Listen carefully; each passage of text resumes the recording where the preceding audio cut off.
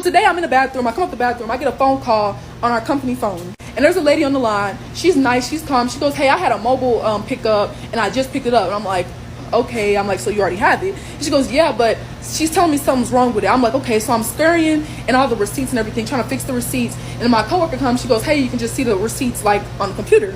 She pulls up her receipt and I said, okay, ma'am, you had a meatball sub, a steak and cheese, and a salami and pepperoni sub. She goes, yeah, but I have 2 meatballs and 1 salami. And I was like, oh, I said, the reason why you have 2 meatballs maybe is because we're out of steak. We don't have any more steak. We're out of mayo. We're out of steak. We're out of a lot of things today. Now, I didn't make the sandwich, and I wasn't here when her son, because her son came up and picked the order. I wasn't here when her son came and picked up the order. I think I was in the back somewhere, like washing dishes, and my coworker was up here because she was making all the sandwiches. No. I was in the front sleeping. And she was making all the sandwiches. Well, she goes, well, that's not what I wanted. Why didn't y'all call me? And I was like, ma'am, call you? We're not supposed to call our customers. We're not allowed to do that. She goes, well, my phone number's at the top of the receipt. It wasn't. Because first of all, I couldn't even find a receipt, but we're not even allowed to do that unless it's a DoorDash order.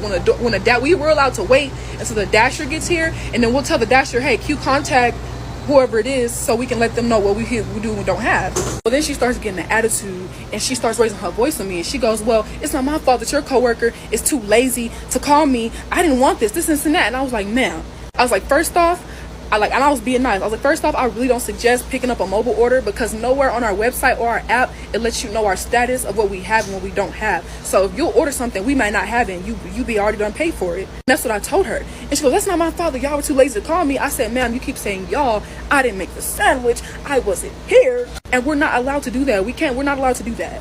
No, I do agree. Like, my coworker should have waited until the person got here so she could let them know what we do and what we don't have. But I'm gonna defend my coworker at the end of the day. You know what I mean? She's new here. She wasn't trying to do no harm.